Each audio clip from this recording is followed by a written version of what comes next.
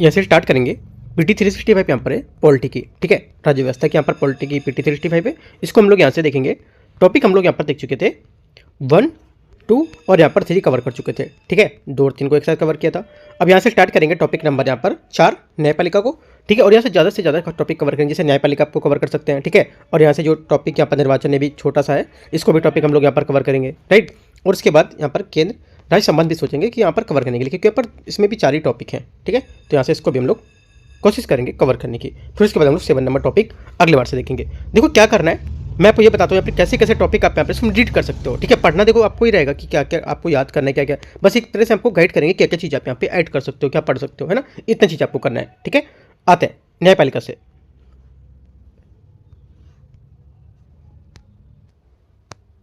यहाँ से न्यायपालिका है, इसमें भारत के मुख्य न्यायाधीश, ठीक है, भारत के मुख्य न्यायाधीश क्या होता है, देखो आपको CJI के बारे में पता होगा, CJI क्या होती है, ठीक है, क्या है, कौन से आर्टिकल में इसका पर वर्णन किया गया है, ठीक है, कितने यहाँ पर हो सकते हैं न्यायाधीश हो सकते हैं, और यहाँ पर की नियुक्ति कैसे होती है, ठीक है, कौन से आर्टिकल के तहत होती है, इनका कार्यकाल क्या होता है, कितने टाइम तक के पद पर रह सकते हैं, शपथ इनको कौन दिलाता है, ठीक है, प्रथम CJI कौन थे, तो यहाँ पर एक स्टैटिक पॉइंट हो गया इसका CJI के बारे में, ठीक है। आगे न्यायाधीश यहाँ पर पूरा स्टैटिक पॉइंट दे रखा है। आगे देखते हैं न्यायाधीशों की नियुक्ति और यहाँ पर पद से हटाना, ये क्या होगा, देखो यहाँ पर जो न्यायाधीश होते हैं, हाल ही में यहाँ पर 2 न्यायाधीश नियुक्ति और सुप्रीम कोर्ट से न्यायाधीश संख्या बढ़कर कितनी हो गई, 34 हो गई है, ठीक है, इसको लेकर के न्यूज़ में था, क्योंकि यहाँ पर सुप्रीम कोर्ट के न्यायाधीशों की नियुक्ति की जो प्रक्रिया होती है ये कॉलेजियम प्रणाली द्वारा संचालित होती है। इस प्रणाली को शीर्ष न्यायालय ने अपने फैसलों की एक श्रृंखला के माध्यम से स्थापित किया है, ठीक है, पहली बात यह है। दूसरा यहाँ पर बोला है 3 जजेस, यहाँ पर जो केस है 3 जजेस केसेस जो होते हैं उसके साथ यहाँ पर भारत में कॉलेजियम प्रणाली का विकास हुआ है, ठीक है, तो यहाँ पर फर्स्ट केस देख सकते हो, यहाँ पर कब है 1981 में, ठीक है। और इसमें बोला है कि यहाँ पर जो केस था SP गुप्तावाद, सुप्रीम कोर्ट ने निर्णय दिया था कि यहाँ राष्ट्रपति के परामर्श का अर्थ सहमति नहीं, इसका अर्थ होता है कि यहाँ पर हालांकि राष्ट्रपति नियुक्ति के संबंध में जो न्यायाधीश थे उनके परामर्श करेंगे, लेकिन उनका निर्णय न्यायाधीश की सहमति पर रूप में बात नहीं होगा। कुछ यहाँ पर खास नहीं है, बस आपको देखना है कि यहाँ पर जो 3 जजेस के साथ यहाँ पर कॉलेजियम प्रणाली का विकास या फर्स्ट जो था केस जजेस 1891 में आया था, ये बाद में, ऐसा आप देख सकते हो, ठीक है। इससे क्या होता, इससे यहाँ पर न्यायिक नियुक्तियों को जो कार्यपालिका में प्रधानता दी गई थी, ठीक है, 2 बात बस। आगे सेकंड जजेस यहाँ पर केस में क्या था, सेकंड जजेस केस में इसमें supreme court advocates on record association बनाम यूनियन ऑफ इंडिया के तहत यहाँ पर सेकंड था। इसमें शीर्ष न्यायालय ने कहा था कि नियुक्ति की सिफारिश CJI द्वारा अपने 2 वरिष्ठतम सहयोगियों न्यायाधीश के परामर्श से की जानी चाहिए, ठीक है, ये पढ़ना है। थर्ड जजेस केस में इसको लेकर के नियुक्ति के ट्रांसफर पर अपनी राय बनाने के लिए सुप्रीम कोर्ट ने 4 सबसे वरिष्ठतम न्यायाधीशों को सलाह लेनी चाहिए। तो 3 बातें आपको यहाँ से ऊपर फर्स्ट, सेकंड और थर्ड, है ना, तीनों बारे पता होना चाहिए किस किस केस में कौन कौन से केस आए थे, राइट। आगे भारत अपने न्यायाधीशों की नियुक्ति कैसे करता है, कॉलेजियम की व्यवस्था कैसे की, यहाँ पर बताया गया है, देखो, और यहाँ पर उच्च न्यायालय की जो नियुक्ति उसकी प्रक्रिया क्या होगी, इसमें देखो कॉलेजियम को लेकर के क्या व्यवस्था होगी, है ना, सर्वोच्च न्यायालय की क्या नियुक्तियाँ होती, कौन निर्णय लेगा, राइट, और राष्ट्रपति द्वारा अंतिम निर्णय किसके द्वारा दिया जाएगा, अंतिम नियुक्ति किसके द्वारा दी जाएगी, ठीक है, ये दे रखा है। तो तीनों पॉइंट आपको यहाँ से ये देखना है कैसे कैसे यहाँ पर इसके कॉलेजियम की व्यवस्था बताई गई है और कैसे उच्च न्यायालय की नियुक्ति की प्रक्रिया बताई गई है, ठीक है। ज़्यादातर आपको पता होगा, स्टैटिक में पढ़ा है, तो यहाँ से देख भी सकते हो, कुछ यहाँ पर नई चीज़ें नहीं है, सब वही है ना। आगे आते हैं क्वेश्चन यहाँ से कैसे पूछ सकता है, क्वेश्चन यहाँ पे UPSC पूछ सकता है कि भारत में न्यायाधीशों की नियुक्ति कॉलेजियम व्यवस्था के बारे में निम्नलिखित कथन पर विचार कीजिए। बोलेगा कॉलेजियम व्यवस्था ये ऐसी व्यवस्था होती है जहां वरिष्ठतम न्यायाधीश उच्च न्यायपालिका के लिए नियुक्ति की सिफारिश करती है, पहली बात करेक्ट हो जाएगी।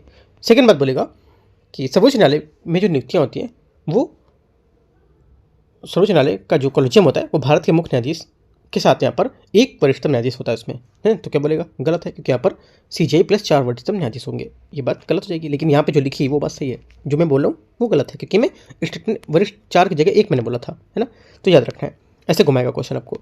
तीसरा स्टेटमेंट देगा राष्ट्रपति द्वारा कॉलेजियम की सिफारिश के आधार पर औपचारिक नियुक्ति की जाती है, तो इसी बात करेक्ट हो जाएगी। तो ऐसे करके पॉइंट यहाँ से UPSC पूछ सकता है, ठीक है।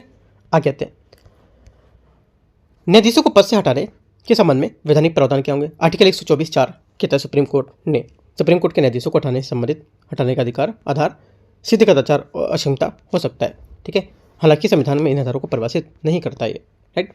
अनुच्छेद 124(5) कहता है कि यहाँ पर संसद को अधिकार देता है कि वह अनुच्छेद 124(4) के तहत किसी प्रस्ताव के प्रस्तुत किए जाने की तथा न्यायाधीश के कदाचार असमर्थता की जांच की सिद्ध करने को लेकर के कानूनी प्रक्रिया के विनिमय कर सकेगी। तो 104 देखो 124 का 4 क्या है 5 के दोनों बातें आप यहाँ से लिखोगे। ठीक है, आगे यह प्रक्रिया न्यायाधीश जांच अधिनियम 1968 द्वारा विनियमित होती है और यह अधिनियम संसद ने भारतीय संविधान के अनुच्छेद 124(5) के तहत बनाया है। ठीक है, अगला विशेष बहुमत की आवश्यकता क्यों पड़ती है? क्योंकि यहाँ पर उस सदन की कुल सदस्य संख्या, उसका बहुमत और यहाँ पर उस सदन के उपस्थित और मतदान करने वाले के कुल सदस्यों के कम से कम 2/3 सदस्यों द्वारा यहाँ पर इसमें बहुमत की आवश्यकता होगी। एक पॉइंट इंपॉर्टेंट है कि कितना 2:3 है ना, 2:3 के रेशियो में इनका सदस्यों का आवश्यकता होगी बहुमत की, ये बात याद रखनी है। और यहाँ पे आर्टिकल जो 124(5), 124(4) और यहाँ पर ये पॉइंट था, तो तीनों चारों बातें आपको यहाँ से पढ़नी है। आगे 217(1)(b) के तहत हाई कोर्ट के न्यायाधीशों को हटाने से संबंधित होगा। ठीक है, ये दे रखा है। अनुच्छेद 218 यह अनुच्छेद 124 के खंड 4 और खंड 5 की प्रयोज्यता को हाई कोर्ट तक बढ़ाता है। अब तक किसी भी न्यायाधीश को पद से नहीं हटाया गया, इंपॉर्टेंट बात है। संविधान में न्यायाधीशों को पद से हटाने के लिए महाभियोग शब्द का प्रयोग नहीं किया जाएगा, इंपॉर्टेंट बात है। और ये बोलचाल की भाषा में इन शब्दावली का उपयोग अनुच्छेद 124 और अनुच्छेद 218 के तहत यहाँ पर कार्रवाई के संदर्भ में कर सकते हैं। न्यायाधीश जांच अधिनियम 1968 महाभियोग की प्रक्रिया द्वारा सर्वोच्च न्यायालय के न्यायाधीश को पद से हटाने संबंधित जो प्रक्रिया होती है वो विनियमित करेगा। तो ये सब बात आपको याद करनी है। आगे आते हैं, इंपॉर्टेंट बात है। ठीक है, ये वाला जो ऊपर था ये दोनों काफ़ी इंपॉर्टेंट है। ठीक है, आगे आते हैं, न्यायाधीश को कैसे हटाया जाता है। देखो न्यायाधीश को कैसे हटाते हैं भारत के संवैधानिक प्रक्रिया से। अनुच्छेद 124 में वर्णित न्यायाधीश की जांच अधिनियम 1968 द्वारा विनियमित 4 चरणीय प्रक्रिया होती है। एक तो प्रस्ताव की शुरुआत, ठीक है, कैसे होगी, कितने कितने यहाँ पर सदस्य होंगे, कितने लोकसभा से कितने राज्यसभा से, पहली बात तो ये पता होना चाहिए। दूसरी बात जांच समिति इनकी होगी और संसद का अनुमोदन होगा और उसको राष्ट्रपति का आदेश होगा। क्वेश्चन कैसे पूछेगा यूपीएससी? यहाँ से यूपीएससी क्वेश्चन पूछ सकते हैं कि यहाँ पर न्यायाधीशों को हटाने के लिए भारत में संवैधानिक प्रक्रिया के आधार पर निम्नलिखित कथन पर विचार करो। ठीक है, पहली बात है, पहला बोलेगा, दूसरा, तीसरा, चौथा, तीसरा और चौथा, 4 स्टेटमेंट करते हैं। पहला बोलेगा कि यहाँ पर जो ये प्रस्ताव की शुरुआत में लोकसभा के 100 और राज्यसभा के 50 सदस्य इसमें हस्ताक्षरित करते हैं, तो गलत होगा क्योंकि अब लोकसभा के 100 या राज्यसभा के 50 सदस्यों द्वारा हस्ताक्षरित लाया जा सकता है। ठीक है, या और नहीं, तो पहले बात गलत हो जाएगी। सेकेंड बात है, जांच समिति 3 सदस्यीय समिति न्यायाधीश के खिलाफ आरोपों की जांच करेगी। सेकेंड बात सही है। तीसरा पॉइंट स्टेटमेंट देगा आपको कि संसदीय अनुमोदन प्रस्ताव को संसद के लोकसभा में एकत्रित लाया जा सकता है विशेष बहुमत से। ठीक है, तो गलत होगा क्योंकि यहाँ पर दोनों सदनों में विशेष बहुमत से पारित होना चाहिए। ठीक है, एक सदन में लोकसभा में नहीं, या एक सदन में बोल देगा राज्यसभा से, तो गलत है। अगला स्टेटमेंट देगा चौथा वाला, यहाँ पर राष्ट्रपति का आदेश जो होता है, ये राष्ट्रपति न्यायाधीश को हटाने के लिए अंतिम आदेश जारी करेगा। बात सही है। तो ऐसे करके देखने कहाँ से स्टेटमेंट गलत दे सकता है। राइट, आगे देखते हैं, अपर न्यायाधीश को लेकर के हाल ही में राष्ट्रपति ने बॉम्बे उच्च न्यायालय में 14 अधिवक्ताओं को अतिरिक्त न्यायाधीश के रूप में नियुक्त किया है। अपर न्यायाधीशों के बारे में देखते हैं कुछ पॉइंट। अनुच्छेद 224 के तहत नियुक्ति होती है। नियुक्ति अधिकतम 2 वर्ष की अवधि के लिए की जाती है और नियुक्ति न्यायाधीश 62 वर्ष के तक पद पर बने रह सकते हैं। ठीक है, नियुक्ति के कारण जब किसी उच्च न्यायालय में कार्यभार में अस्थायी वृद्धि हो तो लंबित मामलों की संख्या अधिक हो जाती है और इनकी नियुक्ति की जाती है। न्यायाधीशों की संख्या को स्थायी और अतिरिक्त न्यायाधीशों में 75 और 25 के रेशियो में विभाजित करते हैं। ठीक है, स्थायी और अतिरिक्त न्यायाधीशों में। ठीक है, ये रेशियो याद करना इंपॉर्टेंट है। ये 5 पॉइंट इंपॉर्टेंट है, 4 पॉइंट ये छोटे छोटे से की पॉइंट दे रहे हैं ना, 4 इंपॉर्टेंट है, आपको याद करना है। पाँचवां क्या अगले पॉइंट है यहाँ पर, जिला न्यायाधीश क्या होता है। अभी हम लोगों ने देखा अपर न्यायाधीश, यहाँ पर जिला न्यायाधीश। देखो जिला न्यायाधीश जो होता है, सुप्रीम कोर्ट ने कहा कि ऐसे न्यायिक अधिकारी जिनके पास वकील के रूप में और सेवा में रहते हुए कुल मिलाकर 7 साल का अनुभव है, वे जिला न्यायाधीश के सीधे रूप में भर्ती के लिए पात्र होंगे। इंपॉर्टेंट बात है। ठीक है, ये की पॉइंट यहाँ से घुमा सकता है कि बोलेगा 5 से, मतलब यहाँ पर 5 साल का अनुभव, या बोलते 10 साल का अनुभव है ना, तो याद रखना है। सुप्रीम कोर्ट ने स्पष्ट किया कि संविधान के अनुच्छेद 233 के तहत वकीलों और सेवारत उम्मीदवार जो होते हैं उनमें दोनों को जिला न्यायाधीश के रूप में नियुक्त किया जा सकता है। साथ ही 7 वर्ष का अनुभव की शर्त को लेकर न्यायिक अधिकारी भी लागू होंगी। तो यहाँ पर ये भी बात इंपॉर्टेंट है, याद रखना है, आर्टिकल 233 के तहत। और यहाँ पर जिला के मतलब दोनों यहाँ पर जिला न्यायाधीश के रूप में नियुक्त कर सकते हैं। ठीक है, 7 वर्ष के अनुभव के साथ, या फिर आपसे बोलेगा इसमें कि 10 वर्ष के अनुभव के साथ, है ना। और न्यायिक अधिकारियों पर भी लागू बोलेगा, न्यायिक अधिकारियों पर लागू नहीं होता ऐसा। तो की पॉइंट दोनों के बहुत अच्छे से पढ़ने हैं। ठीक है, अगला है जिला न्यायाधीश की नियुक्ति। ठीक है, जो जिला न्यायाधीश होते हैं इनकी नियुक्ति को लेकर के यहाँ पर आर्टिकल 233 जिला न्यायाधीशों की नियुक्ति के लिए संबंधित होगा। ठीक है, जिला न्यायाधीश हो गया। और यहाँ पर हम लोगों ने जिला न्यायाधीश के बारे में देखा था, ऊपर अपर न्यायाधीश के बारे में देखा। तीनों पॉइंट आपको अच्छे से अलग अलग करके पॉइंट में याद रखना है। दोनों में सबको मिक्स नहीं करना है, एक में अलग अलग आप दोनों को लिख सकते हो जिला का, ठीक है। और यहाँ पर जिला के न्यायाधीश की नियुक्ति और अपर न्यायाधीश क्या होते हैं, तो सबको अलग से की पॉइंट करके। इसमें क्या है, इसमें यहाँ पर अनुच्छेद 233 जिला न्यायाधीशों की नियुक्ति से संबंधित होगा। और नियुक्ति प्राधिकारी राज्य में जिला न्यायाधीशों की नियुक्ति राज्यपाल द्वारा और संबंधित हाईकोर्ट के परामर्श से की जाएगी, ठीक है। आपसे बोलेंगे राज्यपाल द्वारा की जाएगी, हाईकोर्ट से परामर्श लेने की जरूरत यहाँ पर नहीं पड़ेगी, और यहाँ पर राज्यपाल दे सकता है इसको, मतलब यहाँ पर नियुक्ति कर सकता है। तो क्या गलत होगा, क्योंकि यहाँ पर इसकी अनुमति होनी चाहिए, ठीक है, परामर्श लेना चाहिए। तो दोनों पॉइंट भी इंपॉर्टेंट है ये, ठीक है, लिखोगे आप। आगे आते हैं, आगे यहाँ पर है अधिकरण, ठीक है। अधिकरण में क्या है, ट्रिब्यूनल्स, भारत में अधिकरण ट्रिब्यूनल प्रणाली जो होती है इसको देखते हैं। उत्पत्ति और विकास इसका कैसे हुआ है, ठीक है, इसकी उत्पत्ति विकास कैसे हुआ है, इसका संवैधानिक आधार क्या है, कैट के यहाँ पर क्षेत्राधिकार क्या होगा, क्षेत्राधिकार इनके क्या है, ठीक है, और अपील इसकी क्या होगी, राइट। तो यहाँ पर भारत में जो अधिकरण ट्रिब्यूनल जो होते हैं उसके बारे में देखते हैं। देखो यहाँ पर उत्पत्ति और विकास कैसे हुआ इसका, 1969 में प्रथम प्रशासनिक सुधार जो आयोग था उसके दौरान शासित 42वें संविधान संशोधन 1976 में स्वर्ण सिंह समिति के आधार पर इसकी स्थापना की गई थी। पहली इंपॉर्टेंट बात है। दूसरी बात है कि आपसे भी बोल सकते हैं कि 1942वें संविधान 44वें संविधान संशोधन 1978 ऐसे करके दे सकता है, तो गलत हो जाएगा पॉइंट अगर ऐसा देगा तो, ठीक है। संवैधानिक आधार क्या होगा, 323 से प्रशासनिक कैट की स्थापना की हुई थी, और 323 भी जो है इसमें अन्य मामले के लिए यहाँ पर अधिकरण होगा, ठीक है। दोनों बातें बहुत इंपॉर्टेंट हैं। आगे कैट का क्षेत्राधिकार क्या होगा, कैट संघ और उसके प्राधिकरण जो होते हैं उसके तहत लोक सेवकों की भर्ती, सेवा शर्तें और संबंधित जो मामले हैं इसमें यहाँ पर क्षेत्राधिकार इसका होता है ना। बोलेगा कि कैट का जो क्षेत्राधिकार होता है ये क्या होगा, ये बोलेगा कि उनकी संघ और उसके जो प्राधिकरण है उसके तहत यहाँ पर लोक सेवकों की भर्ती से यहाँ पर होता है, जबकि सेवा और जो सेवा का होता है, सेवा करने मतलब जो सेवा देने का, सेवा से संबंधित जो मामला होता है वो कैट के क्षेत्राधिकार से बाहर होता है, तो गलत हो जाएगा, क्योंकि सेवा से क्षेत्राधिकार भी इसके मामले में शामिल होता है। ये की पॉइंट करके ब्लैक पेन से या रेड पेन से आप बीच में हाईलाइट करके लिख दिया करो, ठीक है, जो मैं बताता जा रहा हूँ, जो मिस्टेक हो सकती हैं चीज़ें। आगे इसमें बोला क्षेत्राधिकार क्या होगा, विषयवार परिभाषित होता है। कुछ अधिकरणों के पास अपीली क्षेत्राधिकार भी होते हैं, इंपॉर्टेंट बात है। आपसे बोलेगा कि क्षेत्राधिकार के पास यहाँ पर कोई अपील अधिकार नहीं होता है, जबकि यहाँ पर अन्य अधिकार इसमें होते हैं, तो ये बात आप की पॉइंट करके लिख सकते हो। अपील क्या होगी, अपील उच्च न्यायालय में होती है और कुछ मामलों में सीधे सर्वोच्च न्यायालय में कर सकते हैं, ये भी बात इंपॉर्टेंट है। तो सब इंपॉर्टेंट पॉइंट आप जो मैंने बताया आपको की पॉइंट करके नोट्स बनाना है, ठीक है। आगे आते हैं अधिकरण और न्यायालयों में अंतर क्या हो सकता है। देखो यहाँ पर स्थापना कब इसके 42वें संविधान संशोधन अधिनियम के तहत इसकी स्थापना हुई थी, मैंने बताया आपको, ठीक है। और इसमें न्यायालय में क्या होगा कि केवल भारत के संविधान द्वारा स्थापना हो सकती है इसकी, ठीक है। उद्देश्य क्या था इसका, विशिष्ट मामलों को लेकर के शिकायतों का समाधान करना, इसका अपने अधिकार क्षेत्र में कानून व्यवस्था की व्याख्या करना और उनको बनाए रखने का जो निर्णय देखना, दोनों बात हो गए। उद्देश्य इसका है, इसकी जो प्रक्रियात्मक अनुपालन होता है वो क्या होगा, इसमें विशिष्ट प्रक्रियाओं में बात नहीं होता है बल्कि प्राकृतिक न्याय सिद्धांतों द्वारा संचालित होती है। ये क्या होती है, प्रक्रिया संहिताओं से बात होती है। सदस्य से क्या होते हैं, न्यायिक और विशेष ज्ञान रखने वाले विशेषज्ञ मिश्रण होता है इसमें, ये केवल न्यायिक सदस्य होते हैं इसमें। शक्तियाँ उन कानून तक सीमित है जिनके अंतर्गत उन्हें स्थापित किया गया है। निर्णय लेने वाले सभी अधिकारी उनके अधिकार में आएंगे। तो देखो शक्तियों को लेकर के आपको पढ़ लेना है, ठीक है। एक इनकी स्थापना को लेकर के मैं स्थापना को ऊपर बताया भी आपको, ठीक है। और इनका उद्देश्य भी काफ़ी इंपॉर्टेंट है, ठीक है। बाकी अब कुछ खास नहीं है, 1, 3 और इनकी स्थापना का भी, इनका उद्देश्य क्या और शक्तियाँ क्या होती हैं, 3 पॉइंट आप इसके पढ़ोगे, नोट भी कर सकते हो, ठीक है, अंतर में। आगे आते हैं 4.3 भारत में विधिक सहायता, ठीक है, देखते हैं इसको।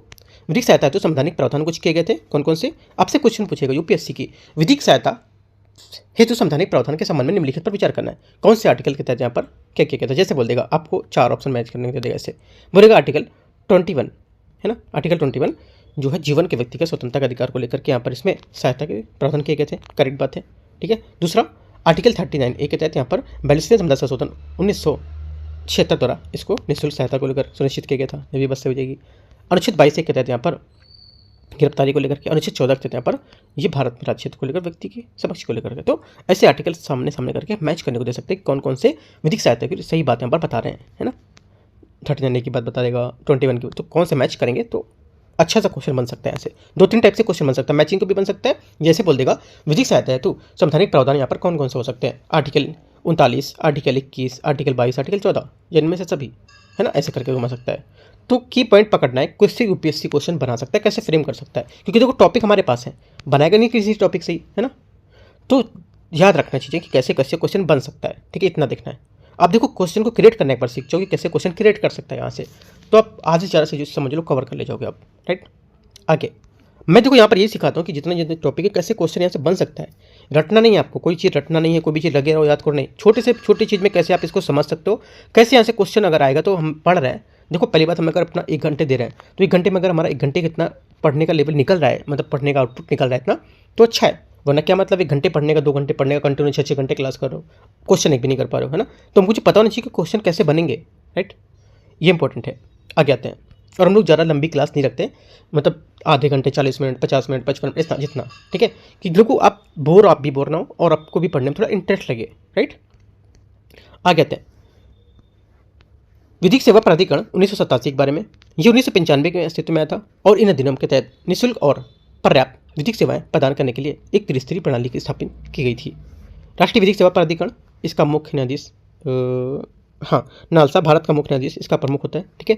राज्य विधिक सेवा प्राधिकरण, उच्च न्यायालय का मुख्य न्यायाधीश इसका प्रमुख होता है। और जिला विधिक सेवा प्राधिकरण, जिला न्यायाधीश इसका प्रमुख पात्र होगा। तो देखो कौन कौन किसके पात्र होते हैं, आप एक बार छोटा सा की पॉइंट करके आप लिखोगे जहाँ पे आपका नोट्स होगा। ये सब देखो, अगर ये सब आप अच्छे से नोट्स बना लोगे ना, उनकी जब रिवीजन करोगे तो कम से कम 20-25 पन्ने आप 1 घंटे में रिवीजन कर जाओगे, अगर एक बार अच्छे से पढ़ोगे तो। अगर आपने नहीं पढ़ा, रिवीजन करते करते ना ये मैगजीन पूरी आप 1 महीने में भी नहीं खत्म कर पाओगे, इतनी भारी लगेगी। इसलिए जितना पढ़ते चलो उसको अच्छे से रिवीजन करते चलो, पूरा नोट्स बनाते चलो। नोट्स बनाओगे तो और अच्छे से आप रिवीजन कर पाओगे इनका। नोट्स क्यों बोलते हैं बनाने के लिए, क्योंकि इसको रिवीजन आप अच्छे से कर पाते हो, क्योंकि आपने नोट्स बनाए हो, है ना, आपको पता होती चीज़ें कौन सी कहाँ लिखी मैंने, राइट। आगे आते हैं। बस आपकी यहाँ से कुछ नहीं पढ़ना है, इतना हटाते हैं। देखो नीचे दे रखा है इसमें राष्ट्रीय विधिक सेवा प्राधिकरण नालसा, इसके बारे में थोड़ा सा रीड करोगे। ये विधिक सेवा प्राधिकरण अधिनियम 1987 में गठित एक वैधानिक निकाय है, संवैधानिक नहीं है, याद रखना है। संवैधानिक होगा तो आर्टिकल आएगा वहाँ पर, ठीक है। वैधानिक है तो यहाँ पर ये किसी अधिनियम के तहत है। इसका उद्देश्य समाज के कमजोर वर्गों को निःशुल्क और उचित विधिक सेवाएं प्रदान करेगा। इसके कार्य क्या होते हैं? राज्य विधिक सेवा प्राधिकरण की नीतियाँ, सिद्धांत और दिशा निर्देश तैयार करना और प्रभावी योजनाएं बनाना, ताकि वे पूरे देश में विधिक सेवा कार्यक्रम को लागू कर सके। कानूनी सहायता कार्यक्रम के कार्यान्वयन के लिए यहाँ पर दिशा में इनकी निगरानी का मूल्यांकन करना, ठीक है। विवादों में सौहार्दपूर्ण समाधान को लेकर के लोक अदालतों का आयोजन करना। तो ये पॉइंट इसके याद रखने हैं आपको, ठीक है, कि आप इसके नालसा के बारे में क्या होता है और इससे क्या काम होंगे, राइट। आगे आते हैं। देखो अभी हम लोग ने क्या किया है, 1 और 2, 3 टॉपिक के एमसीक्यूज कर लिए हैं, है ना। अभी जो टॉपिक 4 है हम लोग यहाँ पर डिस्क्रिप्टिव में पढ़ रहे हैं, पूरा एक चीज़ समझ रहे हैं। 4 और 5 के हम लोग एमसीक्यूज लेकर आएंगे कल, ठीक है। कल हम लोग क्या करेंगे, इसके एमसीक्यूज भी करेंगे, कैसे कैसे इसके एमसीक्यूज सॉल्व हो सकते हैं। जैसे अभी हम लोगों ने काफ़ी ज़्यादा सब्जेक्ट के देख लिए हैं, पॉलिटी के भी देखे हैं, 1, 2 और 3 टॉपिक के देख चुके हैं, राइट। एक बात और, जो भी अपना चल रहा है डेली टारगेट, देखो डेली टारगेट से आप देख रहे हो तो डेली टारगेट से जरूर जुड़ना है, उसके अकॉर्डिंग आप चीज़ें फॉलो करो। मैं एक एक चीज़ें वहाँ से कवर करता जा रहा हूँ, आपकी सब चीज़ें कवर हो जाएंगी। जितने भी स्टैटिक टॉपिक है, एक भी टॉपिक नहीं छूटेगा। ये वहाँ पे अच्छी बात ये कि आपकी स्टैटिक टॉपिक के साथ साथ उसी टॉपिक के एमसीक्यूज भी शाम को चल रहे हैं, उसी टॉपिक के एमसीक्यूज आपको सॉल्व करने होते हैं, है ना। थोड़ा थोड़ा टॉपिक दिए जा रहे हैं हर टॉपिक का, जैसे CSET, PT 65 BEd है वहाँ पर, है ना। और यहाँ पर कुछ मैं टॉपिक दे रहा हूँ, कुछ करंट अफेयर्स के 3-4 टॉपिक दे रहा हूँ, वहाँ से भी क्वेश्चन बना रहा हूँ। तो कैसी चीज़ें छूटेंगी जब उसको आप फॉलो करोगे तो।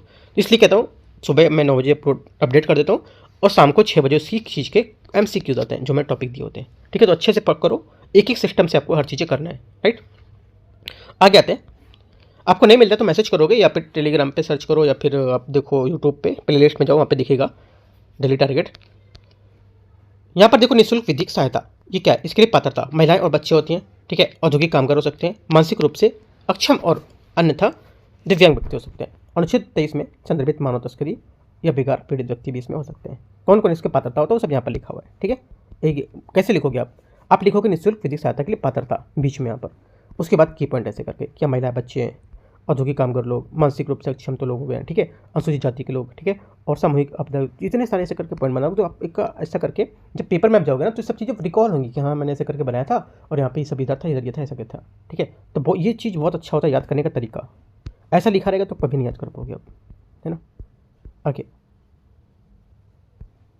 वैकल्पिक विवाद समाधान, ये क्या है देखते हैं वैकल्पिक विवाद समाधान के बारे में। ADR के 5 प्रमुख प्रकार होते हैं और मध्यस्थ और भारत में मध्यस्थों को बढ़ावा देने को लेकर के यहाँ पर कुछ ढांचे हैं, ठीक है, देखते हैं।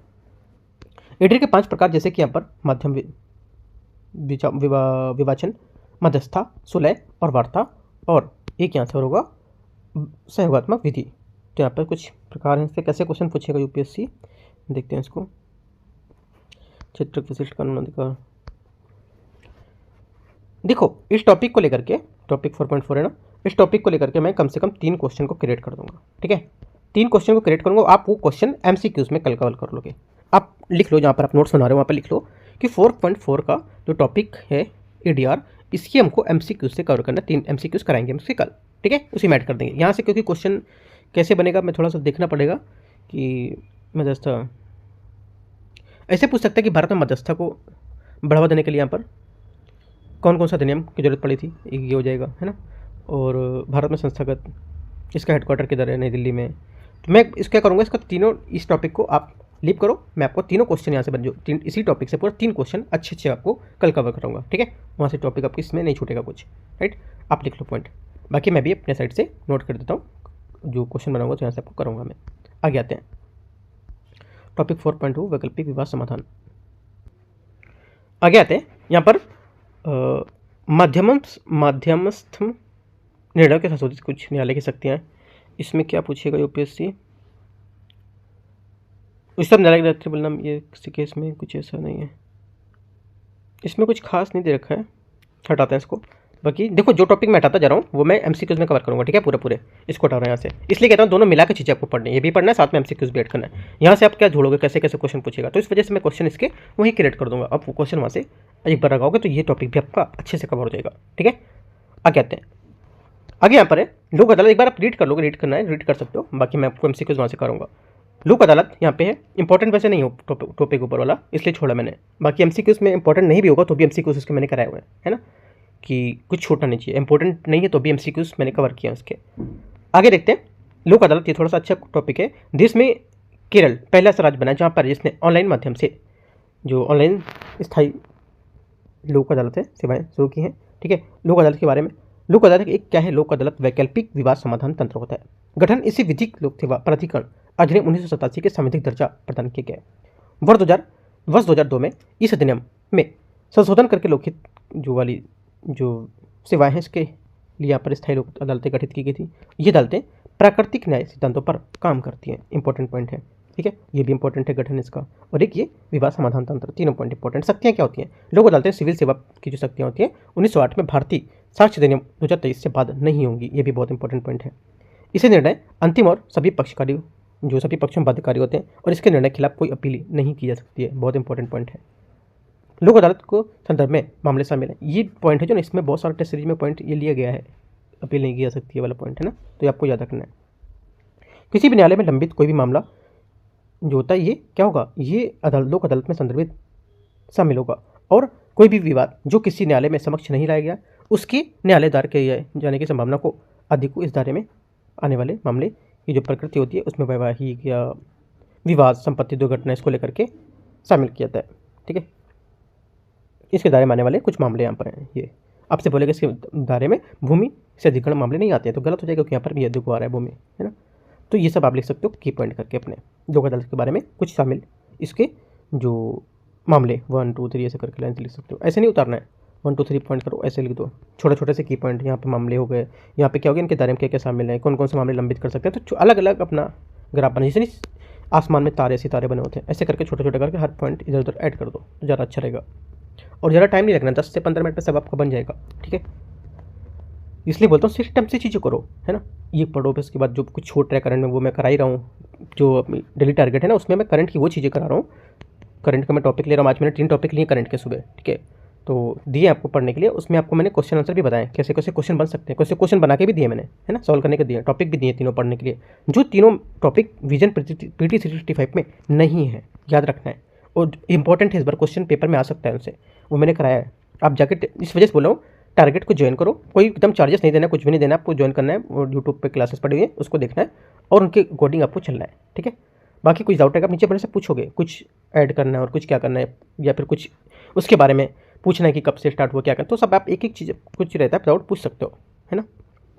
सुर्खियों में रही कुछ यहाँ पर शब्दावली, जैसे कि विलय का सिद्धांत, ये क्या होगा इसके बारे में, ये तो नहीं पूछेगा, ये हटाते हैं, नीचे देखते हैं और वो पूरा टॉपिक हटाते हैं, ठीक है। बाकी क्वेश्चन में मिलेगा, जो यहाँ से हट रहा है वो क्वेश्चन में आपको मिलेगा, ठीक है, MCQs में। E0 FIR, ये इंपॉर्टेंट है। E0 FIR पे मैंने एक MCQs भी बनाया हुआ है, जो UKT का टेस्ट है ना वहाँ पे भी मैंने E0 कराया हुआ था टेस्ट सीरीज में। तो देखो यहाँ पे प्रारंभ में इसे दिल्ली में प्रायोगिक परियोजना के रूप में शुरू किया गया है। उद्देश्य क्या होगा? साइबर वित्तीय अपराधों की शिकायतों को दर्ज कराना और आसान बनाना और उन पर त्वरित कार्रवाई सुनिश्चित करना होगा। ठीक है, उनकी सीमा होती है कुछ। यदि यहाँ पर कोई शिकायतकर्ता जो होता है, ये राष्ट्रीय साइबर अपराध रिपोर्टिंग पोर्टल या हेल्पलाइन 1930 पर 1930 पर 10 लाख रुपए से अधिक यहाँ पर वित्तीय जो नुकसान होता है उसे रिपोर्ट करता है तो होता है यहाँ पर 0 एफआईआर दर्ज की जाएगी। इंपॉर्टेंट पॉइंट है ना। 10 लाख आपसे बोलेगा कि 1 करोड़ रुपए है ना, या बोल देगा कि 20 लाख रुपए, तो की पॉइंट याद रखना है। उद्देश्य क्या होगा? कब प्रारंभ की गई, सीमा इसकी क्या है, नुकसान क्या इसका होगा। 4 बात इसकी इंपॉर्टेंट है। ठीक है, शिकायतकर्ता को 3 दिनों के भीतर अपने नजदीकी साइबर अपराध पुलिस स्टेशन में जाकर इस 0 एफआईआर को नियमित एफआईआर परिवर्तित कराना होगा। ठीक है, 0 एफआईआर के बारे में देखते हैं। ये क्या है? ये किसी पुलिस थाने में अपराध की क्षेत्र अधिकार सीमा की परवाह किए बिना एफआईआर दर्ज करने की व्यवस्था होती है। 0 एफआईआर का प्रावधान भारतीय नागरिक सुरक्षा संहिता 2023 की धारा 5311 के तहत किया गया है। इसे 2012 में निर्भया केस के बाद स्थापित जस्टिस वर्मा समिति ने सिफारिश के तौर पर प्रतिपादित किया गया था। इंपॉर्टेंट है। ठीक है, सब ये बात पढ़ लो आप, थोड़ा सा इंपॉर्टेंट पॉइंट है। छोटे छोटे से पॉइंट आप इनको नोट भी कर सकते हो। ठीक है, साथ में की पॉइंट ऐसे जो आप मैगजीन ले लो साथ में ऐड करते चलो, बाद में आराम से इनको अच्छे से नोट बना के याद करना है। ठीक है, आगे देखते हैं।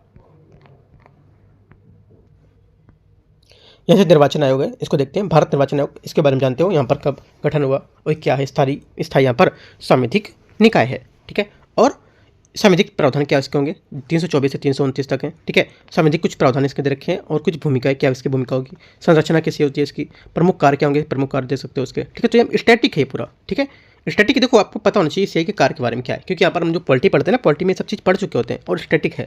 तो हम लोग टॉपिक स्टार्ट करते हैं उससे पहले स्टैटिक चीज़ें देखनी क्या है। जैसे हम लोग अपना कहीं जॉब के लिए इंटरव्यू मतलब जो डालते हैं, रिज्यूम डालते हैं या कुछ है, तो अपना पहले इंट्रोडक्शन देते हैं। फॉर्म भरते पहले क्या करते हैं? ये तो नहीं भरते हैं मैं पहले पोस्ट भर रहा हूँ, कौन सी पोस्ट के लिए अप्लाई कर रहा हूँ, अपना नाम बताओ, नाम पता। ठीक है, ये सब चीज़ राइट।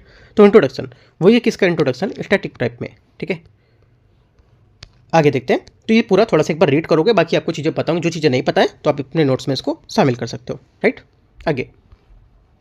और देखो जो जो चीज़ें न्यूज़ में आती जा रही हैं, जैसे कि यहाँ पर निर्वाचन न्यूज़ में आया, तो निर्वाचन की एक एक चीज़ें आपको याद करनी, जो चीज़ें छूट रही हैं एक बार एम लक्ष्मीकांत उठाओ और निर्वाचन को जाके एक एक चीज़ पॉइंट इसको कवर कर जाओ। बाकी मैं डेली टारगेट में करा रहा हूँ, एक एक चीज़ हर टॉपिक को अलग अलग करा रहा हूँ। वहाँ से भी जुड़ सकते हो, वहाँ से भी कवर हो जाएगा कवर आपका। अगर वहाँ से जुड़े हो तो टॉपिक आपका कवर हो जाएगा वो। ठीक है, उसकी टेंशन नहीं लेना है। फिर आगे देखते हैं।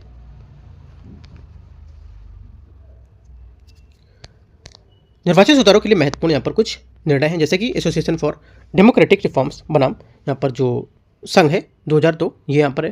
ठीक है, उम्मीदवारों के लिए यहाँ पर अपनी आपराधिक जो वित्तीय शैक्षिक विवरण को खुलासा करना ये सब होगा। तो यहाँ से इसके कुछ निर्णय हैं जो निर्वाचन सुधारों के लिए महत्वपूर्ण होंगे। पीपल्स यूनियन फॉर सिविल जो लिबर्टीज उसके बनाम भारत संघ, इसको लेकर के यहाँ पर नोटा कोई यहाँ पर विकल्प जो था वो शामिल किया गया था। लिली थॉमस बनाम भारत संघ, इसको लेकर के यहाँ पर जो रद्द किया था, धारा 84 को रद्द किया गया था। और एडीआर बनाम भारत संघ 2024 उच्चतम न्यायालय ने चुनावी बॉन्ड योजना को असंवैधानिक घोषित कर दिया था। इससे राजनीतिक वित्त पोषण में पारदर्शिता सुनिश्चित हुई थी। तो 4 पॉइंट आपको यहाँ से देखना है। ठीक है, इंपॉर्टेंट है ये। हल्के हल्के छोटे देखो, इतना नहीं कि आप पूरा पूरा उठा के भर दो।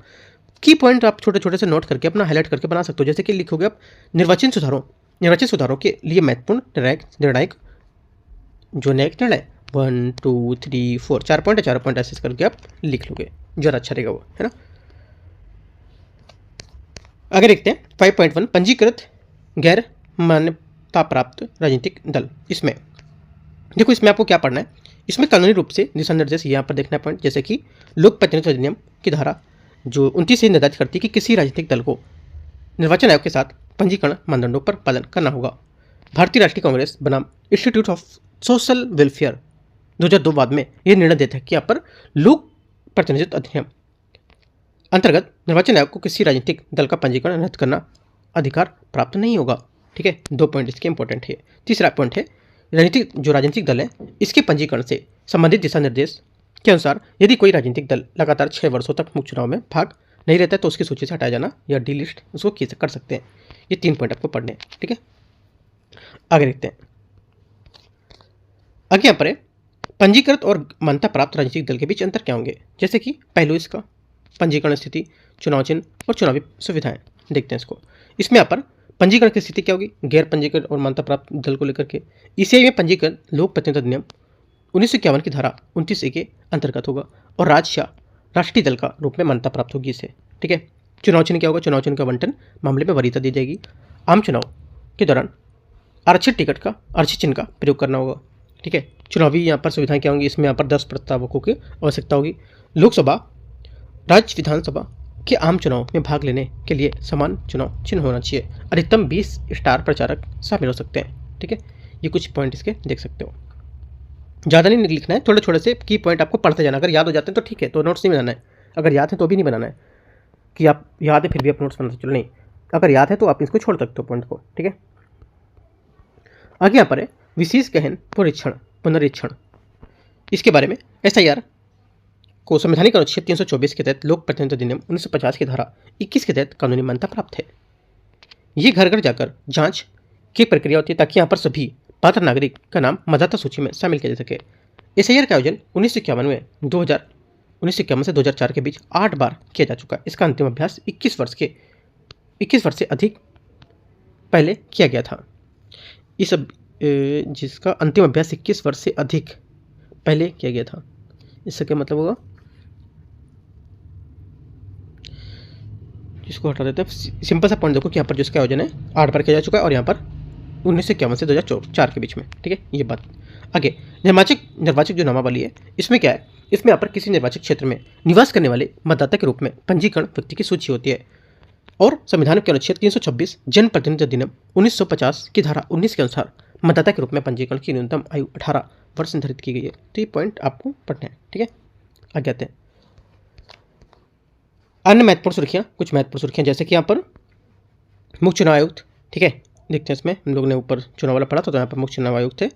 इसमें देखो यहाँ पर मुख्य चुनाव आयुक्त को लेकर के यहाँ पर 2023 में अधिनियम के तहत यहाँ पर निम्नलिखित स्वायत्ता प्रदान की गई थी। क्या स्वायत्ता प्रदान की गई थी कि यहाँ पर जो मुख्य चुनाव आयुक्त है उस चुनाव आयुक्तों को सुप्रीम कोर्ट के न्यायाधीश के समान वेतन लाभ प्रदान किए जाएंगे। यहाँ पर ये क्या कहते हैं, इसकी स्वायत्ता प्रदान की गई थी। और अपने पद के कर्तव्य निर्वहन के लिए सिविल या आपराधिक कार्यवाही से उन्मुक्ति प्रदान की जाएगी। ठीक है, और मुख्य चुनाव आयुक्त और चुनाव आयुक्तों की नियुक्ति के लिए खोज एवं चयन समिति का गठन का प्रावधान किया जाएगा। ठीक है, मुख्य चुनाव आयुक्त और यहाँ पर चुनाव के निश्चित कार्यकाल तय किए जाएंगे। तो यहाँ पर कुछ 4 पॉइंट हैं जो इसमें बताए गए थे। आपसे क्वेश्चन पूछ सकता है UPSC के यहाँ पर जो 2023 नहीं लिखेगा, जिसे आप समझ जाओगे 2023 नहीं लिखेगा, वहाँ पर आपसे क्या बोलेगा कि जो आपसे लिखेगा यहाँ पर मुख्य चुनाव आयुक्त और अन्य चुनाव आयुक्त की नियुक्ति को लेकर के अधिक स्वायत्ता प्रदान की गई थी, उसके बारे में विचार करना है कि कौन सा स्टेटमेंट इसमें सही है। 4 बातें आपको देगा। ठीक है, चारों बातें आपको याद रखना इंपॉर्टेंट है। ठीक है, क्वेश्चन अब जो मैंने बोला आप लिख सकते हो इसको। आगे CC को पद से हटाने को लेकर के प्रक्रिया। ठीक है, चीफ इलेक्शन कमीशन यहाँ पर मतलब जो यहाँ पर मुख्य निर्वाचन आयुक्त के तहत यहाँ पर कुछ लिखित जैसे कि अनुच्छेद 324(5) में बताई गई बात। ठीक है, इस प्रकार यहाँ पर पद से हटाने को किसी भी कदाचार के आधार पर इसको हटा सकते हो। ठीक है, तो ये देखो चारों पॉइंट आपको पढ़ना है ना, अब पढ़ के अपने शब्दों में पॉइंट को समराइज कर लेना है। ठीक है, कैसे आप समझ सकते हो इनको। ठीक है, तो ये 4 इंपॉर्टेंट है, ये भी आप इनको चारों को ऐड कर सकते हो। बस 4 से 4 8 पॉइंट हो गए। 4 पॉइंट ही 4 पॉइंट ऐड, इसको 4 पॉइंट आप क्वेश्चन के माध्यम से कर लो जैसे मैंने आपको बताया अभी, है ना। आगे मुख्य चुनाव आयुक्त और यहाँ पर अन्य चुनाव आयुक्त को लेकर के सेवा शर्तें, कार्यकाल और पदावधि यहाँ पर दे रखी है। क्या इनकी पदावधि सेवा शर्तें हो सकती हैं, वो सब यहाँ पर आप देख सकते हो। चयन समिति में सदस्य कौन कौन से हो सकते हैं, ये इंपॉर्टेंट है कि यहाँ पर इसकी जो चयन समिति होती है इसमें कौन कौन सदस्य समिति में शामिल होते हैं, ये इंपॉर्टेंट बात है। और इसकी सेवा शर्तें क्या, ये भी इंपॉर्टेंट बात है। ठीक है, त्याग पद से हटाना, ये भी इंपॉर्टेंट बात है। क्वेश्चन कैसे पूछेगा, क्वेश्चन पूछेगा आपसे मुख्य चुनाव आयुक्त और अन्य चुनाव आयुक्त को लेकर के सेवा शर्तों और कार्यकाल की पदावधि के बीच में विचार करना है कौन सा स्टेटमेंट इसमें सही नहीं है। ये बात 1 पॉइंट इसका दे देगा, 2 पॉइंट इसका दे देगा, 1 पॉइंट इसका दे देगा, तो तीनों में ढूंढना है कौन सा सही नहीं है, है ना। तो याद रखना है इन चारों से क्वेश्चन एक क्वेश्चन बना करके पूछ सकता है। हम लोग भी देखेंगे अभी क्वेश्चन जो MCQ वाली क्लास होगी ना, उसमें से हम लोग देखेंगे कैसे क्वेश्चन बन सकता है, कैसे UPSC बना सकता है क्वेश्चन को। ठीक है, वहाँ पे हम लोग क्वेश्चन को सॉल्व करते हैं। राइट, आगे आते हैं सुर्खियों में कुछ यहाँ पर शब्दावली पहले, जैसे कि यहाँ पर ECINET डिजिटल प्रोग्राम। ठीक है, ECNET डिजिटल प्रोग्राम, ये क्या है, इसका उपयोग देखते हैं। ECNET के बारे में, ये मतदाता प्रतिशत समयबद्ध रिपोर्टिंग को लेकर 1 स्टॉप प्लेटफॉर्म होगा। ठीक है, कुछ खास इंपॉर्टेंट नहीं है। नीचे देखते हैं, हटाओ इसको, बैठाते हैं, कुछ खास यहाँ पर नहीं, इसमें नहीं पूछेगा कुछ। आगे देखते हैं। हाँ, ये मुख्य विशेषताओं में देख सकते हो, जैसे पीठासीन अधिकारित मतदान के दिन प्रत्येक 2 घंटे में मतदान का आंकड़ा अपडेट करेंगे। ये है, ये सब लोग को पता होती हैं बातें, है ना। कुछ खास यहाँ पर नया नहीं दे रखा है इसके बारे में, ऐप के बारे में। मैं क्वेश्चन बनाऊंगा ना, वहाँ से इसको अपडेट कर दूंगा। और ठीक है, बाकी यहाँ से आप क्या पढ़ोगे, इसके जो कुछ विशेषताएं ये आप पढ़ सकते हो। एक दो पॉइंट यहाँ से पढ़ सकते हो, बाकी क्वेश्चन में आपको सब चीज़ें देखने को मिलेंगी, राइट। उसका टेंशन नहीं लेना कि आपको टॉपिक छूट रहा है, कुछ कैसे क्वेश्चन बन सकता है, कैसे क्वेश्चन बनेगा वो मैं आपको पीटी वाली क्लास में, मतलब जो पीटी 365 की जो एमसीक्यूज है ना उसमें आपको कवर करूँगा कल, ठीक है। आगे डाक मात्र पत्र, लेकिन छोड़ना नहीं टॉपिक, सोचो कि हम पीटी 365 जो एमसीक्यू उसी के भरोसे बैठे हैं, नहीं, ये भी सॉल्व करना है, वो भी पढ़ना है, ठीक है। यहाँ पे डाक मत पत्र, इसके बारे में देखो, डाक मत पत्र के बारे में, ये कैसी प्रणाली जिसके तहत मतदाता अपने मतपत्र को इलेक्ट्रॉनिक रूप में प्राप्त कर सकता है और इसे डाक द्वारा भेज सकता है। कानूनी व्यवस्था क्या होती है? ये प्रणाली चुनाव संचालन नियम 1961 के लोक प्रतिनिधित्व अधिनियम 1951 में शामिल होती है, शासित होती है, ठीक है। पोस्टल बैलेट में 3 अपवाद निहित होते हैं। मतदान केंद्र में पोलिंग स्टेशन से बाहर मतदान होता है, ईवीएम के बजाय गैर ईवीएम पद्धति में किया जाता है और निर्धारित मतदान तिथि से पहले संपन्न होता है। तो यहाँ पर क्या हुआ, ये बैलेट जो हुआ इससे अपवादित निहित हो सकते हैं 3। ये हेडिंग डाल के आप तीनों पॉइंट लिख सकते हो ये, ठीक है। आगे मतपत्र जारी करना, पोस्टल बैलेट मतपत्र मतदाता पोस्ट प्रमाण पत्र के तहत भेजा जाता है, जिसके साथ ही निम्नलिखित शामिल होते हैं। क्या? एक तो फॉर्म 13A घोषणा पत्र शामिल होता है, एक 13B एक नज़र एक कवर में, ठीक है। 13B एक में एक कवर शामिल होता है और जिसको लेकर के यहाँ पर घोषणा पत्र शामिल होती है। और फॉर्म 13C में रिटर्निंग ऑफिसर के नाम संबोधित का एक बड़ा कवर होता है और मतदाता मार्गदर्शन में फॉर्म 13D प्रिंट होता है, इसमें निर्देश दिए होते हैं। तो चारों बातें देख लेना है, कुछ खास नहीं, वो ऊपर वाली 2 बातें इंपॉर्टेंट है इसकी, ठीक है। डाक मतपत्र, मतपत्रता क्या होती है? डाक जो मतपत्र होते हैं इसकी क्या पात्रता होती है, क्या इसकी एलिजिबिलिटी होती है? जैसे कि यहाँ पर सेवा मतदाता होना चाहिए, विशेष मतदाता क्या होना चाहिए, अनुपस्थित मतदाता कैसा है, जो निवारक निरोध में कैसे बंद मतदाता होते हैं, और चुनावी ड्यूटी पर तैनात कर्मी को क्या होगा साधन के। तो की पॉइंट छोटा छोटा से एक बार पढ़ोगे तो आपको ये चीज़ें अपने आप याद हो जाएंगी। ये ऐसी चीज़ है कि हम लोग पढ़ेंगे, पढ़ते इनको याद हो जाएंगी। बच्चे छोटे थोड़ी कि हमको एक एक चीज़ चुनाव के बारे में पढ़नी पड़ेगी, क्या होता है ये आप देखते रहोगे, देखते देखते आपको सब याद हो जाएंगे, है ना, कुछ नया नहीं है। तो अगर आपको कुछ नया लगता है तो की पॉइंट आप इसके नोट कर सकते हो। कैसे नोट करोगे कि यहाँ पर डाक मत पत्रता द्वारा कुछ एलिजिबिलिटी इनकी 1 2 3 4 से पॉइंट एक साथ नोट कर लो सबके, ठीक है। आगे आते हैं, आगे टॉपिक है आपका 6 आता है, ठीक है। आज हम लोग 6 टॉपिक भी खत्म करेंगे। कौन कौन सा? हम लोगों ने 4 पढ़ा, 5 पढ़ा और 6 आप देखने जा रहे हैं, तो 6 तक हम लोग यहाँ पर पूरा कवर करेंगे, ठीक है। देखते हैं इसमें, देखो यहाँ पर केंद्र राज्य संबंध है, इसको लेकर के भारतीय संविधान में संघीय व्यवस्था, भारत राज्यों का एक संघ है और संघीय राज्यों को अलग होने का एक अधिकार नहीं होता है ना, राज्यों को अलग होने का कोई अधिकार नहीं। ये मैंने टॉपिक बताया था किसमें, जो टारगेट वाली क्लास है ना उसमें मैंने आपको टॉपिक दिया था, तो वहाँ से मैंने क्वेश्चन कराया था इस टाइप का। आप देखोगे जाके टारगेट वाला क्वेश्चन तो मिलेंगे आपको वहाँ पे। ये क्या है? संघ राज्यों के बीच समान संस्थाएं और साधन होते हैं जो एकल संविधान, एकल नागरिकता और समान अखिल भारतीय सीमाओं को लेकर, भारतीय निर्वाचन को लेकर के एकीकृत न्यायपालिका बताते हैं, ठीक है। तो यहाँ पर कुछ एक इनका अधिकार नहीं बताता है और इसकी व्यवस्था ये भी होती है। भारतीय संविधान की कुछ संघीय व्यवस्था है, 1 पॉइंट और 2 पॉइंट लिखना है। विधायी शक्तियों का विभाजन कैसे होता है? एक तो यहाँ पर अनुच्छेद 246 के तहत राज्य विधानमंडलों को 7वीं सूची में सूचीबद्ध विषय के स्थान पर विधायी शक्तियाँ प्रदान की जाती हैं। संघ सूची में 97 प्रविष्टियाँ हैं, ठीक है, और राज्य सूची में 66 हैं और समवर्ती सूची में 47 है, ठीक है। आपसे बोलेगा क्वेश्चन में कि समवर्ती सूची में यहाँ पर सबसे ज़्यादा प्रविष्टियाँ दी गई हैं, जबकि गलत है, सबसे कम है। ऐसे करके पॉइंट आपको की पॉइंट पढ़ते जाना है और देखते जाना है, ठीक है। और यहाँ पर ये बोल सकते हैं कि भारत राज्यों का संघ है और राज्यों को संघ से अलग होने का पूरा अधिकार होता है, गलत है, कोई अधिकार नहीं होता है ना, इंपॉर्टेंट पॉइंट है। और संघ और राज्यों के बीच समान संस्थाएं और साधन होते हैं, एकल संविधान, एकल नागरिकता और अखिल भारतीय सेवाएं, भारतीय निर्वाचन आयोग और एकीकृत न्यायपालिका, ये सब क्या होंगे? इसके बीच एक समान संस्थाएं होती हैं, साधन होते हैं, तो लिख लोगे। आगे देखते हैं 7वीं सूची के तहत यहाँ पर जो सूची है, इनको यहाँ पर प्रभावित करने वाला कोई संवैधानिक संशोधन कम से कम आधी राज्य विधानमंडलों को द्वारा अनुमोदित किया जाना अनिवार्य होता है, ठीक है। भारतीय संघवाद को अक्सर अर्ध संघीय स्वरूप बताया जाता है और इस तरह की व्यवस्था को संविधान में एक मजबूत केंद्र की वकालत की जाती है, जिसकी तुलना में अधिक शक्तियाँ प्राप्त होती हैं। इंपॉर्टेंट पॉइंट है। संघवाद से संबंधित कुछ संवैधानिक प्रावधान है, जैसे कि आर्टिकल 248, 249, 250, 252, 253, 254, यहाँ पर इसके कुछ संवैधानिक प्रावधान दे रखे हैं ये, ठीक है। ये आपको देख लेना एक बार। जो आर्टिकल यहाँ पर आ रहे हैं वो आर्टिकल को नहीं छोड़ना है, आपको याद रखना है। अब देखो, आपको आर्टिकल एक्स्ट्रा नहीं याद करने हैं कि आप सोचो जाके टॉपिक उठाओ पॉलिटी में कि हाँ मैं यूपीएससी प्रीलिम्स के लिए मैं सब पूरे आर्टिकल बैठ के रट डालो, नहीं। जो आर्टिकल यहाँ पर आ रहे हैं वो आर्टिकल आप हाईलाइट करके एक जगह लिखो, उनको एक जगह आर्टिकल वाला पेज बना लो, उसको आर्टिकल के हिसाब से पूरे अच्छे से तैयारी कर जाओ, ठीक है। ऐसा करना है आपको, राइट। केंद्र राज्य संबंध की कुछ पहले यहाँ पर, जैसे कि अंतर्राज्यीय परिषद को लेकर के यहाँ पर पहल की गई है, क्षेत्रीय परिषद को लेकर के पुनर्गठन को लेकर अधिनियम, 1956 के स्थापित यहाँ पर सामाजिक निकाय को लेकर के नीति आयोग इस योजना का यहाँ पर स्थान लिया है, जो अधिक राज्य भागीदारी के साथ यहाँ पर सहकारी संघवाद को बढ़ावा देगा। और जीएसटी परिषद यहाँ पर बनाई गई है, एक संवैधानिक निकाय। और विकेंद्रीकरण 73वें 74वें संशोधन द्वारा इसको नगर पालिकाओं सरकार के तीसरे स्तर के रूप में सशक्त बनाया गया। तो यहाँ पर केंद्र राज्य संबंध को लेकर के पहले इनमें से कौन सी पहल केंद्र राज्य संबंध के नहीं शामिल हो सकती है, ऐसे बोलेगा। क्वेश्चन कैसे पूछेगा यूपीएससी, निम्नलिखित कथन में से केंद्र राज्य संबंध की पहल कौन सी शामिल नहीं है, बोलेगा नीति आयोग, जीएसटी परिषद, केंद्र का विकेंद्रीकरण या क्षेत्रीय परिषद या अंतर्राज्यीय परिषद, है ना, याद रखना है। तो की पॉइंट करके आप भी बना लोगे और एक बार ऐसे लिख भी लोगे, जैसे लिखा है इन्होंने ऐसा लिखा आपने, और 5 पॉइंट कितने 5 है, हाँ 5 पॉइंट आपने ऐसे करके लिख दिया, उसके अंदर छोटे छोटे से की पॉइंट इनके लिख दो, याद हो जाएंगे आपको ये। और यहाँ पे साइड में क्वेश्चन बना के लिख दो कि क्वेश्चन कैसे पूछा है, मैंने बताया जो आपको। आगे आते हैं राज्य का पुनर्गठन। इसके हिसाब से अनुच्छेद 3 को लेकर के यहाँ बताया गया, ठीक है, राष्ट्रपति की सिफारिश। यहाँ पे देखो राज्य अनुच्छेद 3 के तहत यहाँ पर राज्यों का गठन और मौजूदा शक्तियों के क्षेत्र की सीमाओं का नाम का परिवर्तन का प्रावधान करता है। इसके अनुसार शक्ति संसद में कानून का नया राज्य गठित कर सकती है। राष्ट्रपति की सिफारिश, शक्ति क्या होती है, शक्ति संसद कानून द्वारा नया राज्य गठित कर सकती है। राष्ट्रपति की सिफारिश ऐसा विधेयक संसद के किसी भी सदन में केवल राष्ट्रपति की सिफारिश पर ही प्रस्तुत किया सकता है। बहुत इंपॉर्टेंट बात है, ठीक है। राज्य विधानमंडल के परामर्श से विधेयक की सिफारिश करने से पहले राष्ट्रपति उसे संबंधित राज्य की विधानमंडल को भेजेगा ताकि वह निर्धारित समय के भीतर अपना मत व्यक्त कर सके। साधारण कानून मतलब यहाँ पर संसद का साधारण कानून यहाँ पर क्या होगा, अर्थात साधारण बहुमत से माध्यम से नया राज्य बना सकना, इंपॉर्टेंट।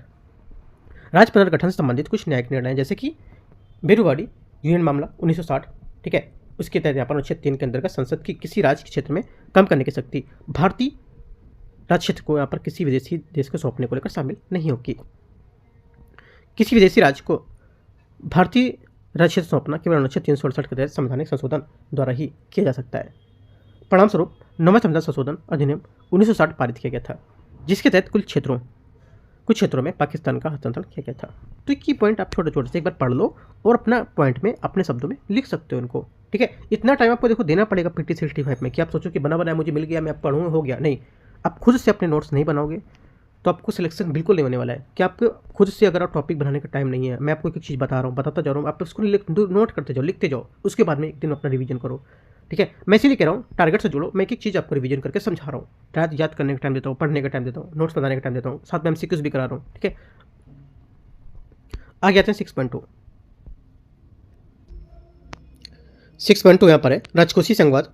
इसमें देखो क्या करना है, भारत के राजकोषीय संघवाद को परिभाषित करने के लिए संविधान कुछ प्रावधान दे रखे हैं। जैसे प्रावधान क्या होगा, 7वीं सूची में दे रखा है इसको, राजस्व का विवरण क्या होगा, GST वितरण कैसे होगा, ठीक है, संघ द्वारा कैसे अधिरोपित और एकत्र किए गए कर होते हैं, सहायता अनुभाग क्या होगा, ऋण सुधार क्या होगा, इसमें उधार ऋण क्या होगा, और यहाँ पर उदाहरण यहाँ पर संघ का है, उदाहरण यहाँ पर उधार ऋण राज्य का दे रखा है। तो सबके विवरण अलग अलग यहाँ पर दे रखे हैं, कैसे कैसे यहाँ पर इसको परिभाषित करेंगे, ठीक है। जैसे मान लो कि भारत के राजकोषीय संघवाद को लेकर के GST वितरण को कैसे बताओगे कि यहाँ पर केंद्र राज्य को लेकर वितरित अनुच्छेद 269 के तहत, ठीक है। मान लो आप सहायता अनुदान को लेकर कैसे बताओगे कि सहायता अनुदान जो है ये केंद्र राज्यों को प्रदान किया जाता है आर्टिकल 275 के तहत। ये आप ऐसे बना के छोटे छोटे से डिफिनेशन करके आप लिख सकते हो, 3, 3, 6, 8 है, 8 पॉइंट में आप इसको बना सकते हो, ठीक है। या आप ऐसे करके लिखोगे भारत के राजकोषीय संघवाद को परिभाषित करने वाले प्रावधान, इतने में लिखोगे 1, 2, 3, 4, 5, 6, 7, 8, एक पॉइंट लिखा, इसके अंदर में ऐसे लिख दिया नीचे, ये मान लो लिखा 7वीं सूची, ये वैसे प्रावधान लिख दिए, ऐसा लिखा ऐसे करके। तो ऐसे करके आप लिखते चलो अपने पॉइंट को, काफ़ी अच्छा याद करने में बहुत आसानी रहेगी इसको, ठीक है। आप लिखते देखोगे, लिखने के बाद आप देखोगे इसको, जब इसको रिवीजन करने बैठोगे तो 1 घंटे के अंदर में पूरी चीज़ें याद कर ले जाओगे, तीनों टॉपिकों को, ठीक है। आगे हस्तांतरण का आधार 15वें वित्त आयोग की सिफारिशों के आधार पर ऊर्ध्वाधर हस्तांतरण, 15वें वित्त आयोग की सिफारिश के आधार पर विभाज्य पूल से राज्यों की हिस्सेदारी वर्तमान में 41% है। क्षैतिज हस्तांतरण ये विभिन्न यहाँ पर मानदंडों के आधार पर राज्यों को आवंटित हिस्से में राज्यों के बीच वितरण को संदर्भित करता है। 15वें वित्त आयोग के अनुसार निर्धारित मानदंड का उनका भार इस प्रकार है, जैसे कि आयंतर income tax, income duty tax होता है वो 45%, क्षेत्र इनका 15%, जनसंख्या में 15% 2011 के हिसाब से, और जनसंख्या की प्रदर्शन में 12.5%, 1% में 10% तथा कर राजकोषीय प्रयास में 2.5%। ऐसे करके आप यहाँ पर इनके कुछ भार देख सकते हो, क्या क्या यहाँ पर कितना 15वें वित्त आयोग के अनुसार दे रखा है मानदंड इनका। लिखोगे 15वें वित्त आयोग के अनुसार निर्धारित यहाँ पर मानदंड उनका भार लिखोगे, ऐसे करके बनाओ, यहाँ पे लिख दिया ऊपर, ऐसे करके लाइन खींची। पहला इनकम डिस्टेंस इतना, क्षेत्रफल इतना, ठीक है, जनसंख्या 2015 के अनुसार इतना, जनसंख्या की परिवर्तन इतना, ऐसे करके बना दो पूरा मस्त अच्छा से बन जाएगा, बहुत अच्छा नोट। ठीक है, आगे देखते हैं। शिक्षा को लेकर शैक्षिक परिणामों के सुधार को लेकर राज्यों के यहाँ पर प्रोत्साहन करने को लेकर यहाँ पर बीच इनके कितने यहाँ पर करोड़ों को लेकर शिक्षा की सिफारिश की गई थी। कृषि को लेकर के कितना था, है ना, कुल यहाँ पर टोटल कितना है, तो यहाँ पर देख सकते हो डेटा दे रखा है वो। वित्त आयोग के बारे में, ये एक संवैधानिक निकाय, इसका गठन अनुच्छेद 280 के तहत राष्ट्रपति प्रत्येक 5 वर्ष में करता है। ठीक है, कार्य क्या होता है, ये केंद्र और राज्यों के बीच करों के बंटवारे को संबंध में सिफारिशें करता है और बंटवारा विभाज्य पूल में किया जाता है, जिसमें पर अधिभार और उपकर को छोड़कर केंद्रीय सभी कर शामिल होते हैं। संघ राज्यों के वित्तीय स्थिति की समीक्षा करना, ये भी इसमें शामिल होता है। तो ये पॉइंट आप पढ़ोगे। राजस्व के क्या स्रोत होते हैं, राज्य के कुछ राजस्व के स्रोत होते हैं, जैसे कि कर राजस्व में, गैर कर राजस्व में और संघ कर अनुदान में। ये गैर कर राजस्व में क्या क्या होते हैं ये लिखोगे, और कर राजस्व में कितने होते हैं ये, और संघ राजस्व में कितने। इसको बना करके आप इसको पॉइंट अपना ये बना करके अपनी जो आप पढ़ते हो ना टेबल पर, उस पर वॉल पे चिपकाओ ऐसा करके, तो आपको देखते देखते चीज़ें याद हो जाएंगी, है ना। जैसे कभी पढ़ते पढ़ते अपना थक गया तो अपना देखते रहे, उसको देखते रहे क्या है, तो चीज़ें से याद हो जाएंगी, अलग से आपको मेहनत नहीं करनी पड़ेगी। आगे देखते हैं 6.3 अंतर्राज्यीय जल विवाद, इसको लेकर के देखो यहाँ पर अंतर्राज्यीय जल विवाद के समाधान का ढांचा, यहाँ पर पूरा स्ट्रक्चर दे रखा है। एक तो यहाँ पर संविधान के अनुच्छेद 362, 262 और संविधान की 7वीं अनुसूची के बारे में ये पूरा इतना दे रखा है। तो संसद की शक्ति क्या होती है, अंतर्राज्यीय जल विवाद को लेकर के क्या निर्णय होगा, क्या न्यायालयों को क्षेत्राधिकार होंगे, कैसे नदी बोर्ड अधिनियम काम करेगा, कैसे यहाँ पर अंतर्राज्यीय विवाद को लेकर के अधिनियम बनेगा, तो यहाँ सब बता रखा है, स्ट्रक्चर बता रखा है। इसको बना सकते हो, इसको भी बना के चिपका सकते हो, है ना। आगे इसका मैं क्वेश्चन कराऊंगा, ठीक है, जो ग्राफ दे रखा है ना, इस ग्राफ का मैं क्वेश्चन आपको कराऊंगा, ठीक है, 2 क्वेश्चन, बाकी आप इसको पढ़ो, ठीक है। क्वेश्चन तो मैं कराता रहूंगा इसके। ISWD के समाधान, ISWD मतलब यहाँ पर, हाँ अच्छा ठीक है, अंतर्राज्यीय जल विवाद के लेकर के कुछ यहाँ पर जो समाधान उपाय है, ये अंतर्राज्यीय नदी जल विवाद है, इसको संशोधन विधेयक 2019 यहाँ पर कैसे यहाँ पर काम करेगा ये सब बता रखा है। ड्राफ्ट नदी बेसिन को लेकर के कैसे बता रखा है, तो देख सकते हो अंतर्राज्यीय जल विवाद को लेकर के, और यहाँ पर ड्राफ्ट यहाँ पर नदी बेसिन को लेकर के पॉइंट बता रखे हैं, ठीक है। दोनों पॉइंट आपको यहाँ पर की पॉइंट नोट करना है। राष्ट्रीय नदी जोड़ो परियोजना, इसका उद्देश्य होगा कि जो जल अधिशेष क्षेत्र में, जल की कमी वाले क्षेत्र में जल स्थानांतरित करना, ठीक है, और इससे अंतर्राज्यीय जल विवादों में संभावित रूप में कमी आएगी। नोट, यद्यपि उच्चतम न्यायालय सुप्रीम कोर्ट मूल विवादों का फैसला नहीं कर सकता है, लेकिन वह अधिकरण ट्रिब्यूनल निर्णयों को व्याख्या कर सकता है, और यदि आवश्यक हो तो यहाँ पर विपक्षकारों को आगे स्पष्टीकरण के लिए अधिकरण के पास भेज भी सकता है। तो ये एक नोट बना के लिख लेना है अपना, ठीक है। देखो उच्चतम न्यायालय को ध्यान रखना है, उच्चतम न्यायालय को कभी उच्च न्यायालय नहीं पढ़ लेना है। एक बार मैंने क्वेश्चन ऐसी गलती की थी एग्जाम में, उच्चतम न्यायालय लिखा तो मैं उच्चतम न्यायालय को समझ के उसको गलत कराया था, ठीक है। ध्यान रखना, उच्चतम न्यायालय जैसे आएगा तुरंत वापस को सुप्रीम कोर्ट ऊपर लिख दो, पेंसिल से या पेन से जो भी करो, उच्चतम न्यायालय लिखा या लाइन खींच दो, SC लिख दो ऊपर, ठीक है, सुप्रीम कोर्ट, राइट। तो थोड़ी सी सॉल्व करने का तरीका भी मैं आपको बताता रहता हूँ, कैसे कैसे चीज़ें करते हैं, ठीक है। इस टाइप से आपके टॉपिक पूरे खत्म हुए, 4, 5 और 6। आज आपको जाके क्या करना है, 6 टॉपिक बैठो और उसको पूरे कवर करो, पूरे कवर करोगे। और मैंने यही टॉपिक आज आपको दे रखे हैं, शायद से 2-3 कुछ टॉपिक मैंने दे रखे हैं डेली टारगेट मैच इनहिट से, तो मैंने इनको कवर कराया, आप इनसे समझ के भी कर सकते हो, ठीक है। टारगेट से नहीं जुड़े तो जुड़ सकते हो, मैं इसके अकॉर्डिंग बीट PT65 में हर एक मैगजीन सीरियल से उठा के करा रहा हूँ, ठीक है। तो काफ़ी अच्छा है, एक बार आप जोड़ो, देखो उससे क्वेश्चन भी सॉल्व कराए जा रहे हैं, स्टैटिक क्वेश्चन भी अच्छे हैं, है ना, जोड़ के देख सकते हो। उसमें कोई चार्जेस नहीं देना, एकदम फ्री है। आप टेलीग्राम ज्वाइन करो, वहाँ से आपको मिलेगा चीज़ें, ठीक है। यूट्यूब पे देख सकते हो, या फिर अपना नीचे जोड़ सकते हो, तो ऐड कर सकते हो कि सर मैं ऐड हो गया हूँ, है ना, लिख सकते हो अपना कि ज्वाइंड, है ना, ऐसा करके जो भी अपना है बता सकते हो, ठीक है। एंड करते हैं इसको। और यहाँ पर सुबह मैं करा चुका हूँ UKT का टेस्ट, यहाँ पर टेस्ट नंबर 4 फुल लेंथ, उसका पार्ट 1, ठीक है, वो भी देख सकते हो। और सुबह मैंने टारगेट दे चुका हूँ, वो भी कराऊंगा, और सब टारगेट में शाम का MCQs भी दूंगा, वो भी आपको सॉल्व कराऊंगा मैं, ठीक है। तो एंड करते हैं इसको। All the best, thank you.